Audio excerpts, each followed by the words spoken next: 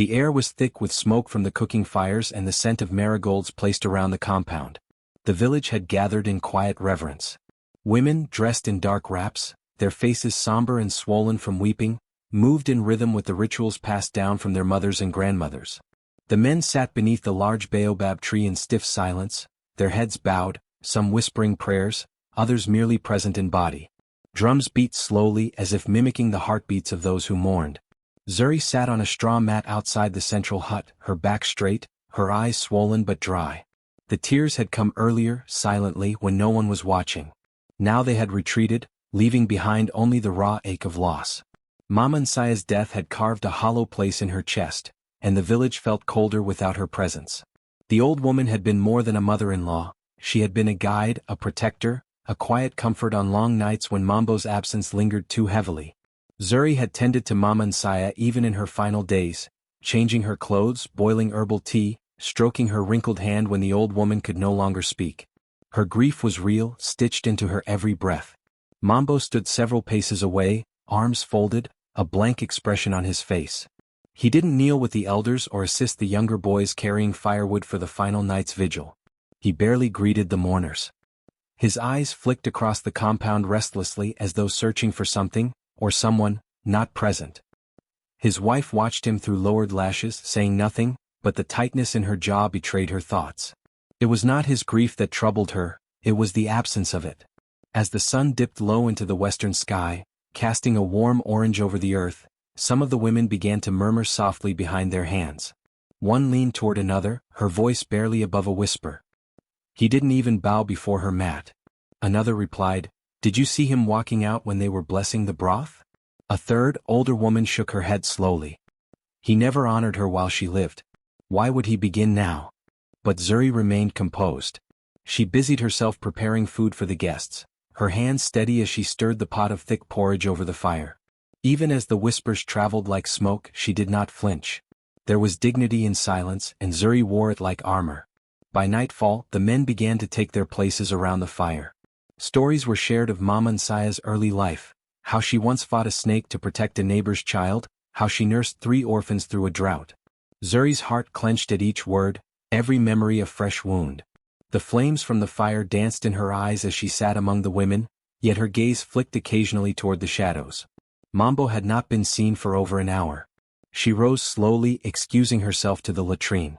But instead of turning toward the bush path, she slipped behind the maize storage hut. Her movements were careful, calculated. She was not looking to confront, only to understand what her spirit already feared. The mango grove lay just beyond the edge of the family compound, its leaves swaying gently in the night breeze.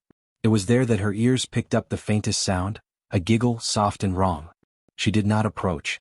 Her breath caught in her chest, but she did not let it escape. Instead, she stepped backward into the shadows and retraced her steps without a sound. Her chest burned, not with the heat of fire but with a quiet betrayal that had no voice. Back at the fire, she resumed her place. She did not cry. She did not speak. She stirred the porridge again as if her world had not shifted. Later that night, when the women laid down in the funeral hut beside the body, Zuri found herself staring at the wooden beams above her. The walls held the weight of mourning, the songs of parting, and the whispers of the living. But inside her, there was only stillness. Mambbo returned sometime after midnight, brushing past her without explanation. He smelled faintly of sweet oil and smoked meat. He laid beside her but did not speak. She turned her back to him. The rooster crowed early the next morning. The air was damp and heavy with dew. Zuri stepped outside to fetch water before the others stirred. The ritual of service was her mask. She carried the clay pot balanced on her head, walking slowly to the river, barefoot through the dirt path that had carried generations of women before her. Her silence echoed louder than any scream she could have let loose. And the village began to notice, not just her pain but the quiet way it moved. As guests filtered in for the final viewing, Zuri stood by the door with grace. She offered greetings, passed water, bowed in thanks for condolence words. Mambbo was nowhere to be seen. Again. By mid-morning, old Mama Weeksa approached her with a firm yet kind gaze. "You have strength, child," she said softly.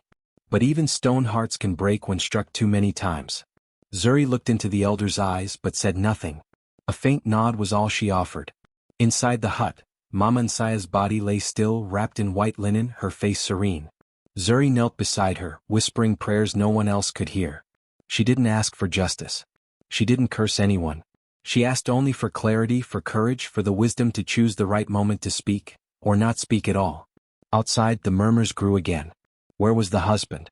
How could he vanish again during his own mother's final farewell? The questions rose like smoke. But Zuri's silence remained heavier. A silence so calm it unsettled even the loudest tongues. Something was unfolding. Not in noise. Not in argument. But in stillness. And stillness, as the village would soon learn, carries its own kind of thunder. The second night of the wake settled upon the village with the weight of grief still thick in the air. Drums had quieted, the food fires smoldered, and the last of the children were ushered into sleeping mats under watchful eyes. Zuri sat with the older women near the main hut, her hands wrapped around a wooden bowl of cooled millet broth she no longer had the appetite for. The conversation around her was low, fragmented stories about Mama and Saya, tales laced with both reverence and humor. But Zuri's mind had detached from the moment. Her eyes shifted often, scanning the flickering shadows beyond the firelight. Mambbo was missing again. He had offered no excuse this time. He had merely stood after greeting a group of late visitors and walked out of the compound without looking back. Zuri hadn't said a word. But something old and instinctual stirred in her bones. Not rage. Not grief. Just a quiet certainty that something was off. She excused herself after some time, not explaining where she was going, only leaving her gourd and cloth shawl beside the fire. The other women did not question her. Grief made people walk aimlessly sometimes. Or so they believed. Zuri moved like water between the huts, soft-footed and alert. The moon hung low, casting silver veins across the earth, illuminating patches of bush and scattered farming tools. She passed the maize shed, the cow pen, and then paused. The mango grove stood at the edge of the land, where her mother-in-law used to sit in the shade to tell stories to the grandchildren. It had always been a place of peace. But tonight there was something else there. A shape. No, two, moving in the dim moonlight, half shrouded by leaves. She stayed behind the largest tree, her breath shallow but steady. The sound of rustling cloth and hushed laughter filtered through the grove. Then, unmistakably, the low murmur of Mambbo's voice. She didn't hear the words, only the timbre, the kind he once used for her in the early days, when she still believed in the promises of new marriage. Another voice answered, higher, feminine. Zuri leaned ever so slightly forward and her eyes confirmed what her heart had already guessed. There he was. Mambbo. Her husband. The son of the woman being mourned inside that compound. And pressed into his arms was Niriya, the young widow from the neighboring village of Nyakundi. A woman shrouded in village lore. Beautiful, yes, but always whispered about. It was said that 3 of her husbands had died mysteriously. That she had eyes too bright, a laugh too soft. That no man who entered her home ever returned whole. But Mambbo held her now, his hands bold on her waist, his mouth whispering things Zuri didn't need to hear to understand. Zuri didn't gasp. She didn't tremble. She didn't step forward and scream his name. She simply stood, the stillness inside her louder than the wind rustling the mango leaves. She watched the betrayal bloom before her like a poisoned flower and did nothing. After a long moment, she turned away as silent as she had come, and walked back toward the compound. Each step she took felt deliberate, as though she was planting something invisible into the soil. She passed the sleeping goats, the empty stool by the fire, the clay water pot still dripping slowly onto the earth. Her hands were cold, but her face was warm. The pain hadn't reached the surface yet. It was still coiling somewhere deep, like a snake deciding whether or not to strike. Inside the funeral hut, some of the women had dozed off beside the woven mats. The old woman's body lay still, wrapped in the same white cloth. Zuri sat beside her, her knees drawn up, her palms open on her lap. She did not weep. Her heart felt both hollow and too full. She stared into the darkness as if it might offer an answer. But the only voice that came was from within. She closed her eyes and began to pray. It wasn't a prayer for revenge. Nor was it a plea for her husband to return to her heart. She didn't even ask for strength. Her words, silent though they were shaped from something older than hurt. She asked to remember herself. To hold her name. To be unshaken by the rot growing in what used to be sacred. She asked that her dignity remain unbruised by another person's shame. Morning arrived in silence, its light seeping slowly into the sky like tea in water. Mambbo returned just before the first rooster's cry. He slipped into the compound quietly, brushing dust off his feet. His eyes scanned the women gathered in the yard, then landed on Zuri, who was squatting near the cooking stones, feeding small sticks into the fire. Their eyes met. She held his gaze for a moment. Just a moment. Then she looked away. He cleared his throat but said nothing. She offered him no greeting, no scolding, no mention of where he had been. She turned back to her task, slowly stirring the millet with a long wooden spoon. That silence, that pure absence of confrontation, was a curse he could not prepare for. He joined the elders for the morning prayers, his face composed, but he was fidgety. He laughed too loudly at a story. He asked twice when the burial would begin. People noticed. Zuri remained composed, attending to the women who sang the old songs and arranged flowers for the grave. When a friend leaned over and asked, "How are you holding up?" Zuri only smiled faintly and replied, "The fire still burns. So the food must cook." The woman didn't know what it meant, but something about it chilled her. As the funeral day progressed, Zuri did everything expected of a daughter-in-law. She handed out kola nuts to the elders. She bowed when Mama Weeksa spoke. She wrapped herself in ash and knelt beside the body as the drums began to beat for burial. Mambbo kept looking at her, puzzled. Waiting for an explosion that never came. Waiting for a confrontation. For a voice raised. For tears. But Zuri had decided something important in the mango grove. That truth does not always demand to be shouted. That not every betrayal needs a witness to be real. She had seen it. She had carried it. And now she would let it grow in the dark, untouched by noise. That night, after the burial was done and people began to leave, she sat beneath the very mango tree her mother-in-law loved. She did not cry. Instead, she closed her eyes again. Not to sleep but to listen. And in the silence, she heard everything she needed to know. Long before she was Mambbo's wife, before she wore the name that now stirred whispers across the village, Zuri was simply the girl who survived. Her mother had died under a moonless sky, the kind of night when owls don't cry and dogs don't bark. Her father was already gone by then. No one remembered if he had died in a flood or walked into the hills and never returned. She had no siblings. Just a name, a bundle of clothes, and the hollow hush of loss that followed her like a shadow. She was taken in by an old woman named Shida, the village herbalist who lived on the edge of the forest where the wind never blew without a whisper. Shida was not warm, not in the way most mothers were. She did not hug or sing lullabies. But she taught Zuri how to listen, to leaves, to silence, to the body's pain before it ever reached the tongue. She taught her how to boil bark into medicine, how to interpret the dreams that came between sleep and waking, how to keep her face calm even when her heart trembled. Shida used to say, "A woman's strength is not always in her voice. Sometimes, it is in the silence she chooses." Zuri never forgot that. She grew in the shadow of herbs and fire, grounding roots and pounding bitter seeds into powders that healed fevers and chased away restless spirits. She watched women come and go from Shida's hut, some looking for healing, others for protection. And always the old woman offered them strength not in words, but in what she gave their hands to do. Zuri learned that work could soothe grief. That patience could tame rage. That silence, when held correctly, could become the sharpest blade. When she turned 19, Shida told her it was time to marry. "You are not a child anymore," she said simply, wrapping a string of red beads around her wrist. "You don't need to love a man. You need to walk beside him without losing your name." The elders arranged the marriage to Mambbo. He was a respected young farmer then, broad-shouldered, confident, the kind of man people nodded at in markets. Zuri didn't feel anything when she first met him. She bowed, offered him water, let him inspect her palms the way village men do when they believe they can see a woman's soul in her lines. He had smiled, said her hands were strong. She had nodded. That was all. Their wedding was simple. There was music, roasted goat, calabash cups of fermented milk passed from hand to hand. Zuri danced because it was required. Mambbo held her waist proudly, speaking loudly so the crowd could hear his jokes. She smiled because it was expected. Marriage to Mambbo was not a storm at first, it was more like a long dry season. He was not cruel in the beginning, just distant. Affection was given only when it suited him, his presence predictable but empty. He came home with dust on his feet, spoke of yams and goats and politics and never asked about her day. Zuri cooked, cleaned, fulfilled her duties, and held her heart like something sacred, unoffered. It was Mama who made the house feel like a home.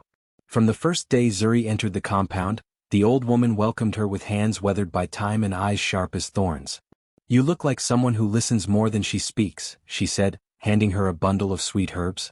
"That's rare. Keep it." Zuri grew close to Mama in ways she never did with Mambbo. The elder woman taught her how to knead dough with warm water and prayer. She taught her which leaves to rub on sore feet, how to scrub the porch until it shone with pride. They sat together under the mango tree, cracking ground nuts, exchanging glances that said more than words. Mama Nsaya became the mother Zuri had long ago lost, the one whose voice still lived only in dreams. When the old woman fell ill, it was Zuri who stayed by her side. She brewed her teas, wiped her mouth, hummed the old funeral songs as if to prepare her gently for the crossing. Mambbo didn't sit beside his mother in those last weeks. He was always busy, tending the fields, attending meetings, visiting the market. Zuri never complained. She filled the silence with care. Now, standing in the same compound that had once held warmth, Zuri felt that absence like a wound. The firewood had been burned, the guests had left, but the betrayal remained like smoke that refused to rise. Mambbo had not only dishonored her, but Mama Nsaya as well. To seek comfort in another woman during a mother's death, during the mourning of the one who had raised you, was not just betrayal, it was desecration. Zuri's grief turned inward. She did not scream, did not throw pots or tear her wrappers. Instead, she returned to what she knew best. She began preparing the rituals of cleansing. Not for revenge. Not to cast a curse or summon pain. But to let go. Each morning she rose before the sun, walked barefoot to the forest and collected herbs in silence. Bitter leaves for memory. Fragrant roots for strength. Ash from the final fire for clarity. She placed them gently into woven baskets, grinding some into powders, tying others into bundles with cotton string.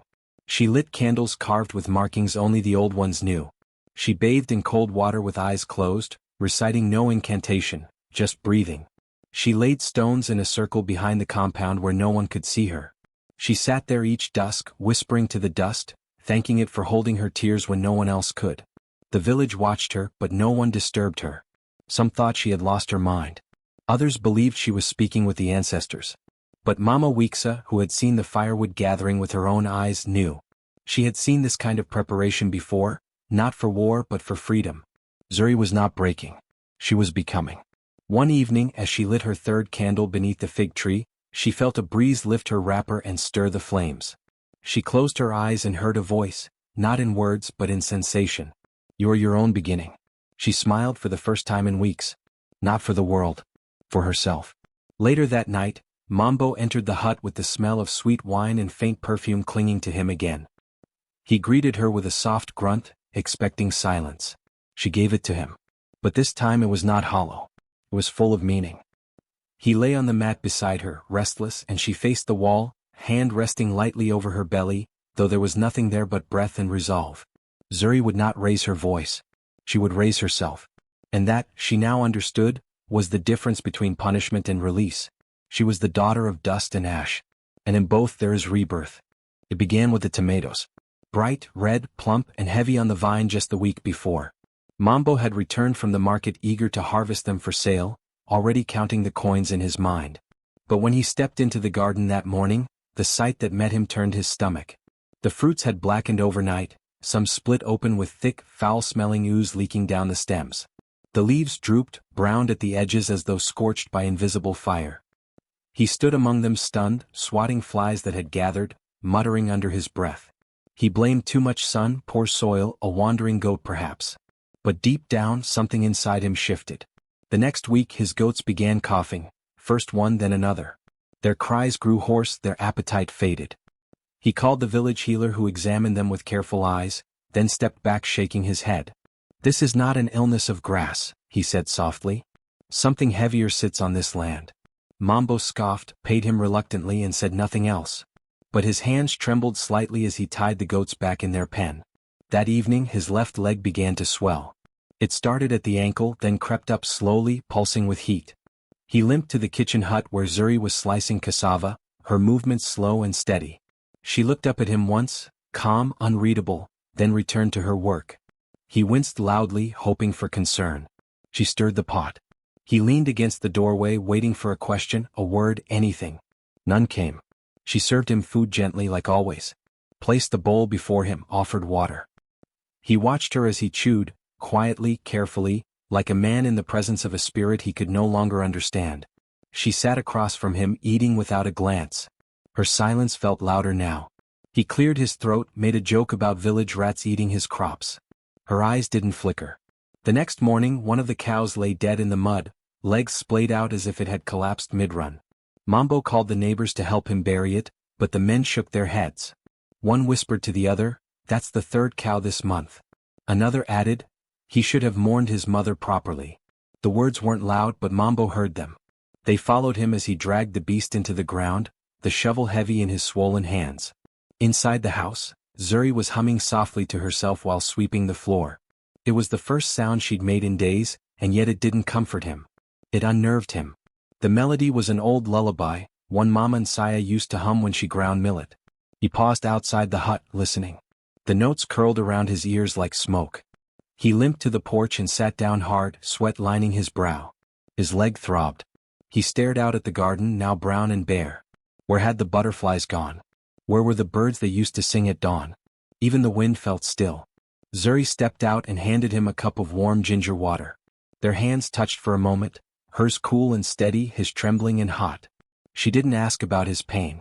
Didn't mention the rot or the goats or the cow. Her silence pressed against him like a stone on his chest. He tried to smile. "It's just a season," he muttered. "The rain hasn't been kind."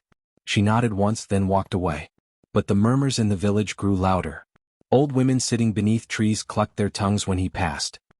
"He never cried at the funeral," one said. "And then he vanished during the night songs," another added. "Now he limps and his fields die. Are we surprised?" Children stopped greeting him so eagerly. The market women no longer gave him discounts. Even his cousins visited less. At night, he lay awake, tossing, hearing footsteps outside that vanished when he looked. He dreamt of Mama and Saya's grave weeping blood. He woke sweating, heart pounding, reaching for Zuri beside him, only to find her already standing by the window looking out into the dark. She never asked about his dreams. She never asked why he tossed or cried out in sleep. She simply rose before dawn each day, fetched water, ground maize, swept the compound.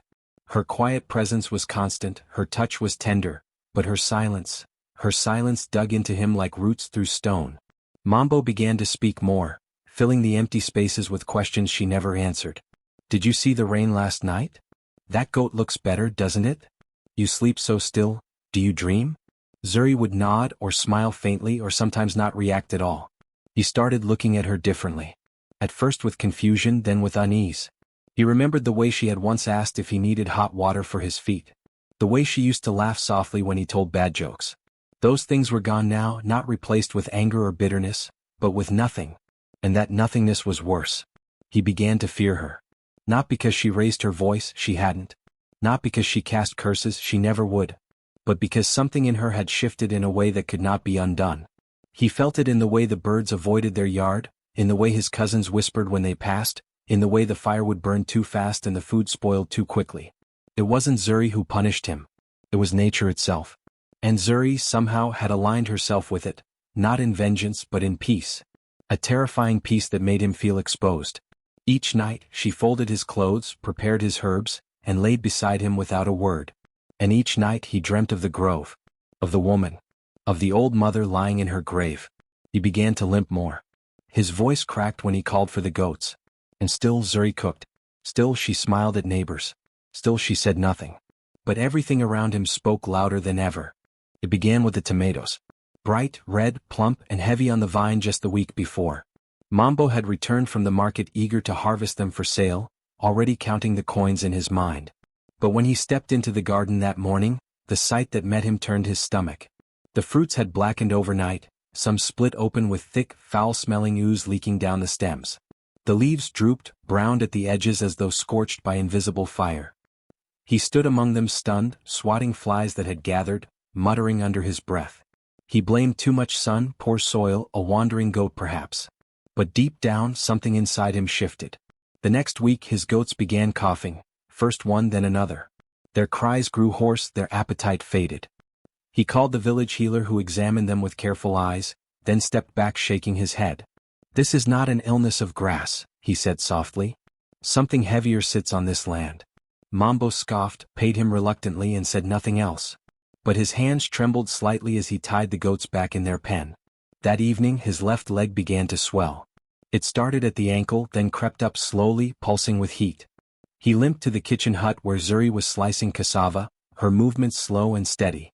She looked up at him once, calm, unreadable, then returned to her work. He winced loudly, hoping for concern. She stirred the pot. He leaned against the doorway waiting for a question, a word, anything. None came. She served him food gently like always. Placed the bowl before him, offered water. He watched her as he chewed, quietly, carefully, like a man in the presence of a spirit he could no longer understand. She sat across from him, eating without a glance. Her silence felt louder now. He cleared his throat, made a joke about village rats eating his crops. Her eyes didn't flicker.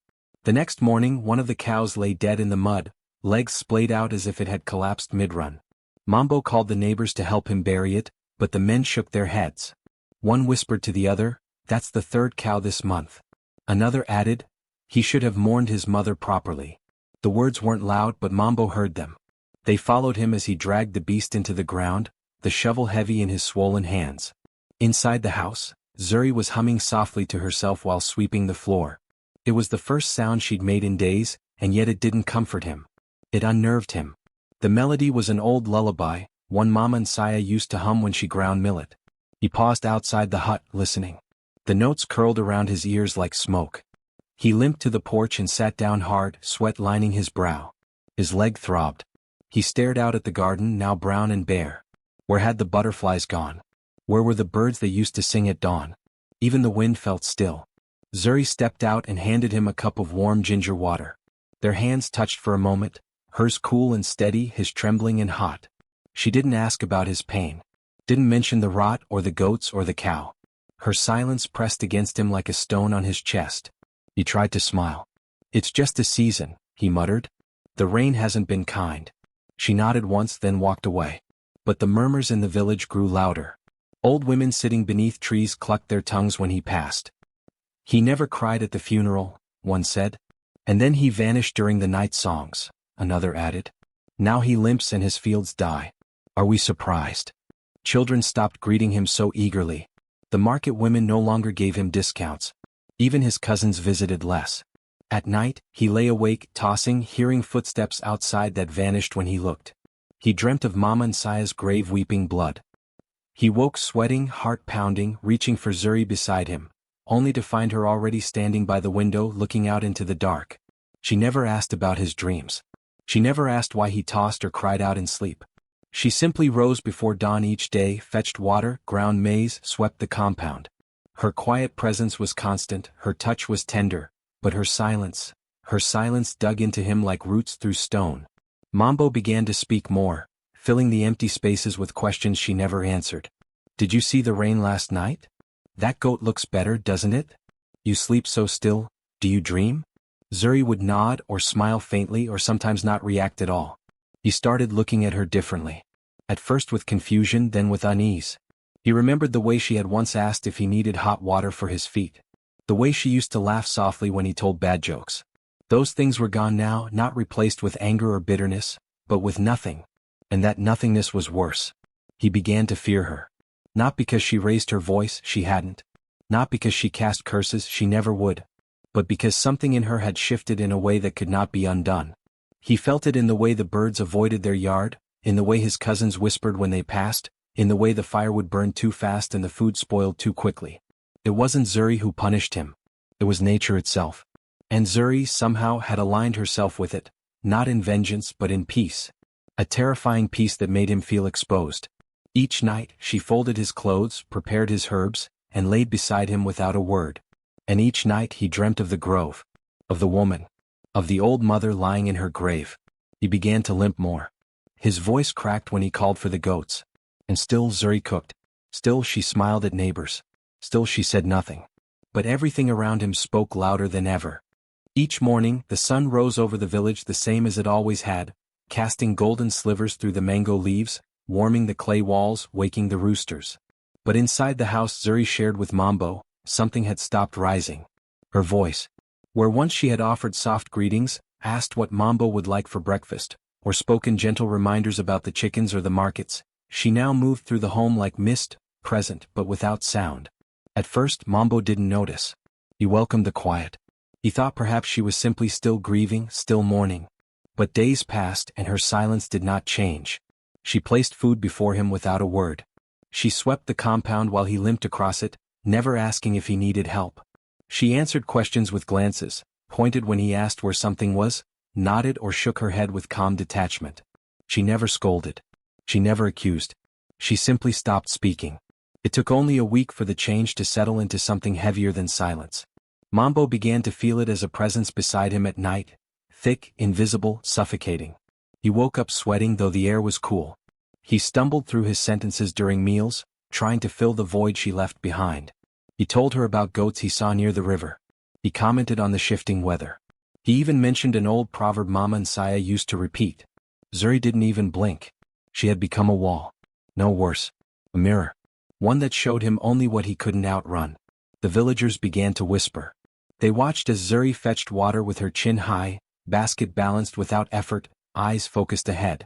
No words exchanged with those who gossiped or greeted. Just a slight nod of acknowledgement. She swallowed her tongue, someone said. No, said Mama Weeksa. She's holding it like a knife. Mambbo heard it all. The stares, the mutters, the questions that hung in the air like smoke. His cousins stopped visiting altogether. The children who used to call out to him when he passed now ran off, their mothers hushing them behind doors. A silence was wrapping itself not just around Zuri, but around him. And he couldn't shake it off. Then came Niriya. She arrived one morning before sunrise, veiled and barefoot, her eyes rimmed with red. Word had traveled quickly, her own village had banished her. Accused of bringing misfortune. Her last lover's child had been stillborn. The cattle of her compound had turned on each other. The elders had pointed at her and said, "The earth will not heal with you here." She had nowhere else to go. And so, like a shadow, she slunk back to the one place her shame had yet to be spoken aloud. Mambbo. He found her crouched near the yam field, hidden beneath a shawl. She reached for him when she saw him limping by, her voice cracking with desperation. "I have nothing left," she whispered. "They say I carry death." He hesitated. His leg throbbed. His thoughts tangled. She had once thrilled him with the mystery she carried. Now her mystery was haunting. But still, he led her to the edge of the compound.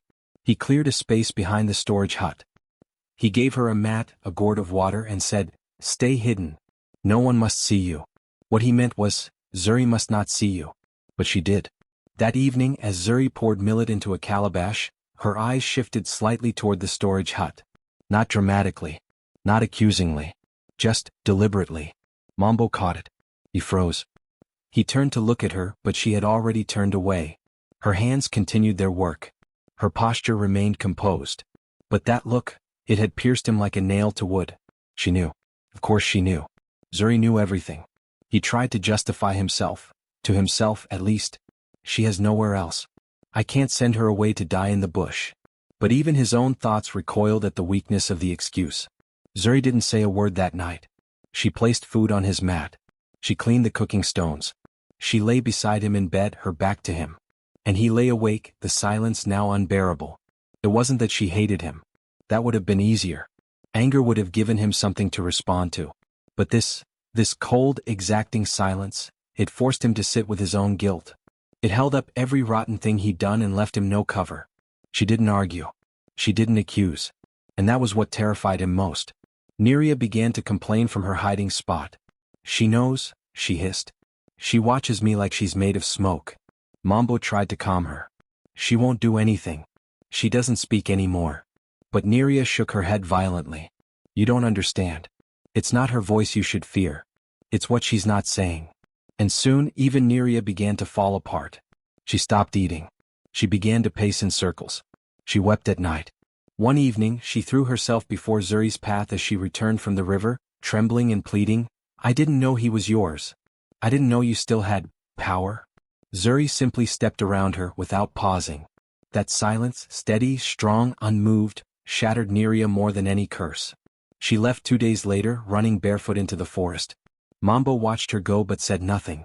He didn't know what words were safe anymore. He returned to the house where Zuri was mending a torn wrapper. She didn't glance up. She stitched with calm precision. He sat across from her. Watched her. "Zuri," he said softly. She continued stitching. "Please?" She tied off the thread, folded the cloth, and stood. She passed him like wind. That night, he dreamed of the funeral again, except this time Mama Nsaya was not silent in her grave. She stood at the edge of the mango grove, arms crossed, eyes blazing. And beside her stood Zuri, saying nothing, yet saying everything. When Mambbo woke up, heart pounding, chest slick with sweat, Zuri was already outside, grinding millet with slow, steady rhythm. She hadn't said a word in days. But everything around him had. The morning Mambbo approached the village council. The sky was heavy with clouds that refused to break into rain. Dust lingered on the path like a warning, but he strode forward with determination, his limp more pronounced than ever. His legs still throbbed. His fields were still empty. His livestock had grown thin, and the whispers in the village felt louder than the crickets at night. But worse than any of that was Zuri's silence. It had grown unbearable.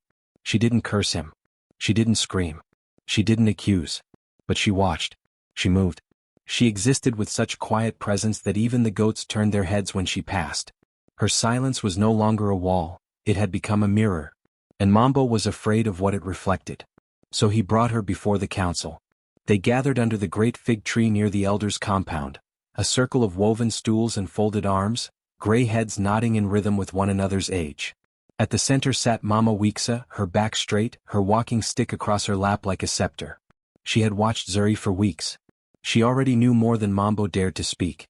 Mambbo stood before them, dragging Zuri by implication rather than force, his hand gesturing toward her as she followed behind, quiet, composed, barefoot as always. She wore a plain cloth dress and carried no bundle, no gourd, no defense. "She's the reason for what's happening to me," Mambbo began, his voice louder than necessary. "Since the funeral nothing has gone right. My leg is swollen.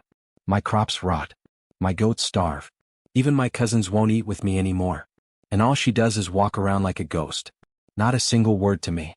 Not a breath of care." The elders listened, their expressions a careful mix of patience and skepticism. Mambbo gestured again, growing bolder with his own discomfort. "She won't speak to me. Not once in moons. I believe she's doing something. Something not natural." A cough broke the silence. One of the younger elders muttered, "He fears silence more than curses." "That's new." There were chuckles, restrained but real. Mama Weeksa raised her hand and the murmurs fell. She turned her gaze to Zuri, her voice even and firm. "Daughter," she said, "you have always been respectful. I have watched you carry grief like a pot on your head, without a single drop spilling. But now this man, your husband, brings you here with trembling in his voice. So I ask you not as judge but as witness, why do you not speak to him?" Zuri's eyes lifted slowly. She did not sigh. She did not fidget. She stepped forward just one pace and answered in a voice so soft that the wind leaned in to hear her. "Because truth walks better barefoot." Silence fell again, but not hers this time. It was the stillness of recognition. Then the laughter began. First from an elder at the edge of the circle, then another, and then all of them, even the man who sharpened the council's walking sticks chuckled into his palm. It was not mocking. It was not cruel. It was the laughter of those who understood something too wise to be spoken in long sentences. Mambbo flushed with confusion. "You think this is funny?" he asked, voice cracking. Mama Weeksa wiped the corner of her eye with a fold of her shawl. "No, Mambbo. It is not funny. It is truth. And truth, like a barefoot traveler, arrives without grand announcement, but leaves footprints in every heart." Another elder nodded. "You expected a storm, but what came was a still river. You tried to outrun it, and now you're drowning in your own echo." "She has done nothing to you," another said. "Nothing but reflect your choices back at you." Mambbo's shoulders slumped. She makes me feel like I'm already judged."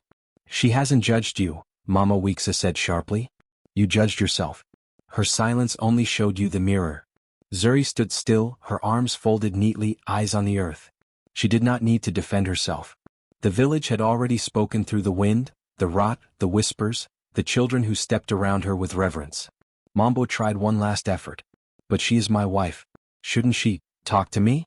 Shouldn't she try to fix things?" One of the older men leaned forward, his voice dry like old bark. "Shouldn't you have respected the grave she wept over?" Mambbo said nothing. Mama Weeksa stood slowly, leaning on her stick. She faced Zuri and inclined her head slightly. "Daughter, your voice may be resting, but it is not absent. If you wish to speak more, we will listen. But if your silence continues, we will honor that too." Zuri nodded once and stepped back into her place. The meeting ended not with punishment, but with understanding. The elders offered Mambbo no curse, no solution, no verdict, only the weight of their silence as he walked away, more burdened than when he had come. Back at the compound, Zuri prepared dinner as she always did, steady hands, quiet feet. Mambbo sat outside under the mango tree, listening to the way the wind whispered through the leaves. That night he did not eat. That night, she sang softly as she bathed in the back hut, the first melody from her lips in many weeks. Not for him. For herself. And though her voice returned in notes, her silence still held the house. Because truth walks better barefoot. And now, every corner of the village bore the print of her steps. Mambbo left for the river before dawn, when the mist still curled over the hills and the roosters had not yet called. He didn't tell anyone, didn't leave a note, didn't look Zuri in the eyes. He simply wrapped himself in a threadbare kitenge, filled a small calabash with river herbs, and limped through the quiet bush path like a man haunted. He had decided the only way out was a cleansing. Not the kind done by words or counsel, but the kind done with water. He had heard once from his late uncle, that the river near the base of Mount Livu could draw out bad spirits, rinse away guilt and silence the whispers of the dead. It was an old belief, rarely practiced, but desperate men often reached for things they once laughed at. When he arrived, the river was unusually high. Rain had passed through the mountains days before, feeding the current into a quiet rage. The water rushed in silvery layers, carrying twigs and leaves and the weight of something unseen. Mambbo stood at the edge, wind pulling at his wrapper, heart thudding. He knelt, dipped his fingers in, then his full hands. He splashed his face, muttering broken prayers. Cleanse me. Let me start again. Take whatever is following me, let me sleep again. Then he stepped in. The cold wrapped around his ankles first, then his thighs. As he moved deeper, the rocks beneath his feet became slippery, unstable. He should have stopped. But something in him needed to submerge, to sink, to be born again in the river's belly. He let go. The current seized him.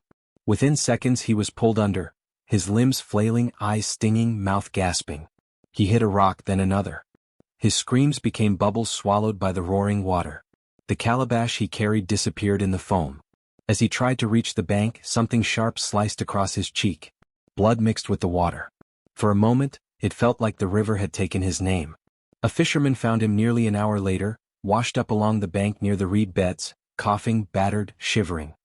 His face was bruised, swollen on one side, and a gash ran from his temple down to the jawline like a mark left by ancestral judgment. He was dragged back to the village in silence. Zuri was in the garden when they brought him. She didn't run to him. She didn't cry. She simply stood up, brushed the soil from her knees and walked toward the house. When the men carried Mambbo to the mat outside, she opened the door for them without speaking.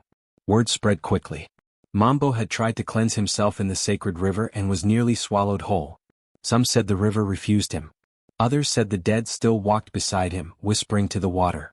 When the village healer arrived and saw the wound on his face, she frowned and shook her head. I cannot touch this, she said. Why not? Mambbo rasped. Because this is not an injury, she replied. It is a warning. I need herbs, he insisted. I need help. She stepped back. The river is not angry. Your people are. The ancestors are. The wound will heal when you stop asking to forget what you've done. She packed her satchel and walked out. That night, Zuri prepared a warm cloth and gently pressed it to his face. She spooned porridge to his lips, wiped the sweat from his brow, changed his wrapper when it soaked through. But she never looked at him fully. She never spoke. Not once. Her hands were steady. Her touch was soft. But her silence roared louder than the river had. Mambbo lay in bed, aching, face stinging, the rhythm of her breathing beside him a reminder that she remained, but not for him. She remained for something higher. Something deeper. The dreams returned. This time, Mama Nsaya stood at the foot of his bed in the dark. Her wrapper was soaked, her face streaked with tears and soil. Did you think water could save you? She asked. I didn't mean to dishonor you, he whispered in the dream. She leaned in close. You didn't dishonor me by loving another woman. You dishonored me by betraying the one who washed my feet as I died. He woke gasping, clutching his chest. Beside him, Zuri adjusted his blanket. No words. No sighs. Just presence. Each day that passed, his wound healed, slowly, painfully, but not from medicine. Only from time, care, and the silence that held his guilt like a mirror. Villagers began to avoid his compound. Children whispered stories that the river marked his face so he'd never forget. Old women lit candles and shook their heads when they saw him limp past. Justice, they said, had arrived. Not through courts. Not through shouting. But through water, through silence, through a woman who did not raise her voice because she no longer needed to. Zuri never told the village what she saw that night in the mango grove. She never confronted him. She never cursed him. But the river did. And now, even in healing, Mambbo could not look at his reflection without remembering how the current dragged him like a truth long ignored. Zuri rose before dawn. The sky was still dark, the air thick with that sacred stillness that comes before birds begin to sing. She tied her wrapper carefully, smoothing it with both hands. Then she stepped into her sandals, opened the wooden door slowly so it wouldn't creak, and walked out of the house she had once tried to make a home. She didn't carry a bundle. She didn't bring food or water. No words left her mouth. Just her breath, calm and steady. Mambbo was still sleeping. She didn't look back. The chickens clucked softly in the coop as she passed. The ashes of last night's fire still smoldered. The water pot stood full beside the door. Everything was as it should be, except Zuri was no longer part of it. As she stepped onto the dusty path leading away from the compound, the first rays of morning light broke through the clouds. A child carrying cassava paused and stared. Then an old man sharpening a blade looked up. Then the market woman arranging her woven mats. One by one the village saw her. They didn't stop her. They didn't speak. They simply watched. She walked through the center of the village like a spirit, real, untouchable, glowing with something too quiet to name. Her footsteps were light but sure, her shoulders straight, her head high. The silence she carried with her was no longer heavy. It had transformed. It was now armor. It was grace. By the time she reached the path toward her childhood river, a small group had gathered behind her, women with babies on their backs, men with folded arms, a few children walking barefoot in the dust. No one asked where she was going. They knew. This was not a journey of distance. It was a crossing. She stopped at the edge of the riverbank where the water curved gently into the reeds, the same place she used to fetch water as a girl. The stones were smoother now, worn down by time and countless feet. The trees around her whispered with morning wind. She stood there for a while, just breathing. Then Mama Weeksa arrived. The elder stepped beside her like a tree taking root. Her shawl flapped softly in the breeze. She said nothing for a long time. Just stood in shared stillness. Then she opened her arms. Zuri turned, stepped into them and let herself be held, not as a daughter, not as a wife, but as a woman finally choosing herself. Mama Weeksa led her gently toward her compound, offering no lecture, no question. Only tea. And space. Back at Zuri's former home, Mambbo woke alone. At first he thought she'd gone to fetch water. But as the sun climbed higher and her absence stretched longer, a dread began to rise in him. He limped outside, asked a boy playing near the road, "Did you see Zuri?" The boy nodded. She passed before sunrise. She went to the river. Mambbo's heart thudded. He followed the path in haste, sweat gathering at his neck, breath growing sharp. But by the time he reached the river, she was gone. Only footprints remained in the dust, small, deliberate, firm. He made his way to Mama Weeksa's home, where the door was already open. Zuri sat inside, quietly peeling cassava, her face calm, her eyes steady. "Zuri," Mambbo said, standing at the threshold, shame coiling around him. "Please, come back. I've changed." She looked at him once, then returned to her peeling. He took a step forward. "We can start again." Mama Weeksa stood and blocked the doorway, not forcefully but with enough presence to stop him. "What is broken," she said, "can rot, or it can bloom elsewhere. Let it bloom elsewhere." Mambbo lowered his head. The silence he had once feared now pressed against him like judgment. Zuri didn't speak. She didn't need to. Her leaving had already said everything. She didn't cry. She didn't curse. She simply chose a new place to breathe. That evening, as the sun set behind the hills, casting long gold shadows across the huts and paths, Zuri sat with Mama Weeksa, sipping herbal tea beneath the fig tree. The village moved around her gently, some with curiosity, some with awe. No one asked for her story. They already knew it, in pieces, in silences, in the way Mambbo now walked slower, quieter, like a man who had finally learned what he had lost. And Zuri? She smiled softly. Not because she had won, but because she had walked away with her spirit intact. What had once threatened to break her had only taught her the power of her own steps. Walking away, she now knew, was not weakness. It was wisdom. A year passed and the seasons turned as they always did. Rains came and left, the mango trees bore fruit again, and the village moved with the slow rhythm of survival. But something had changed. In a small clearing not far from the river where she had once stood alone, Zuri now sat on a mat woven with symbols of her past. Around her were young girls, some still with baby fat in their cheeks, others with strong gazes just beginning to sharpen. They sat cross-legged, watching her hands, listening to her breath as much as her words. Zuri was teaching again. Not in the way her husband once expected, soft, hidden, confined, but fully and with purpose. She taught them to grind neem leaves into paste for wounds, how to boil morina for strength, how to read a sick body not only by symptoms but by silence. She taught them to listen to trees, to feel the rhythm of the ground under bare feet, to know when a woman's quiet was sacred, not weak. They called her Mama Kimya, Mother Silence. She never remarried. Some suitors had tried, shyly, respectfully. She thanked them, smiled, but remained unclaimed. It was not out of bitterness nor fear. It was simply because she had reclaimed herself. And there was no greater wholeness. In the village, she had become a presence people did not interrupt. Women came to her in moments of doubt. Girls whispered her name in hopes of growing into something as complete. Even those who had once laughed or whispered behind her back now nodded when she passed, with eyes lowered in quiet admiration. And Mambbo? He still lived, though no longer among people. He had grown thinner, his legs still aching from time to time, though no one saw him limp anymore. He no longer sat in the market square or cracked jokes with the other men. He had become a shadow, visible only when the sun hit him a certain way. His goats had dwindled, his yam field was overtaken by weeds, and the laughter he once carried in abundance had dried up completely. He lived with his guilt like it was a second skin. Some said he often stood at the edge of the riverbank where he had nearly drowned. Just stood there, watching the current as if waiting for it to speak again. Children who passed his compound walked quietly, as though afraid to wake something inside him. No one feared him now. But no one pitied him either. He had made his choices.